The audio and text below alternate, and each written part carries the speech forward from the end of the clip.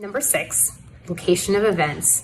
So if you are providing a service at a certain location and that location is where you're expected to be, make sure it's defined. Or if you expect the other person to be coming at a certain location, make sure it's defined. Make sure the address is there. Make sure the name of the location is there. Even if, say, you are an event planner or a venue host, you want to even go the next step and have the name of the room in that contract explicitly stated. And then also maybe even have a backup room. Hey, if something does happen, then this room would be the next best thing, but you would have to tell us at least in so many days in advance and not even 60 days in advance. So then the next thing, the number 7 pitfall to look out for is non-competes. So in many states, non-competes are invalid. They just won't hold up. But in many states like Texas, non-competes do hold up, but they have to be within certain parameters. They have to be reasonable. And so you want to make sure that if you are signing a non-compete, that's the intention, and you're not just signing it because it's there. You want to make sure that you are okay with saying, I'm not going to be working for a certain number of time in this certain industry, in a certain area, in a geographical area, within a certain radius of miles.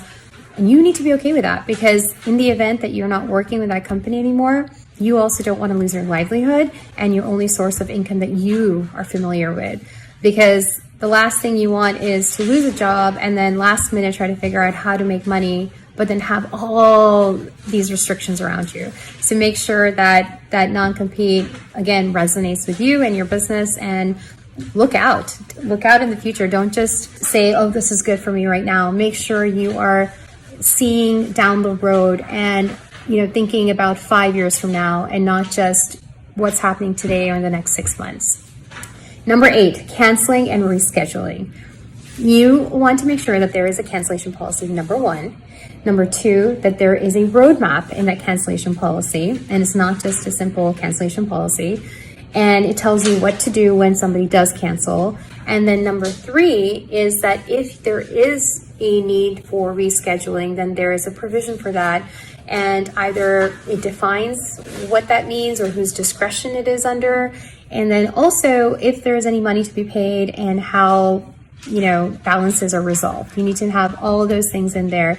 And it shouldn't just be biased towards one party or the other. It should be equally leveled off between all parties in the contract. Number 9 is the force majeure. And the force majeure pitfall to avoid is to, 1, not have one. You need to have one, make sure it's there. Number 2 is that you want to make sure that it's not just a general statement. It identifies different types of force majeure events, but also it does include a general statement as well, that anything else that just, is out of the control of either party. And you also want to make sure that there's a roadmap. Just like the cancellation rescheduling, you want to make sure there's a roadmap for this too.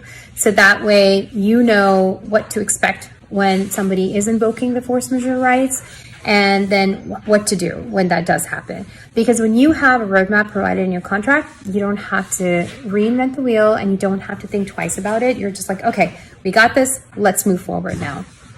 And it really helps in resolving issues and disputes that could be arising or that could be far more problematic than if you just had it in your contract from the beginning.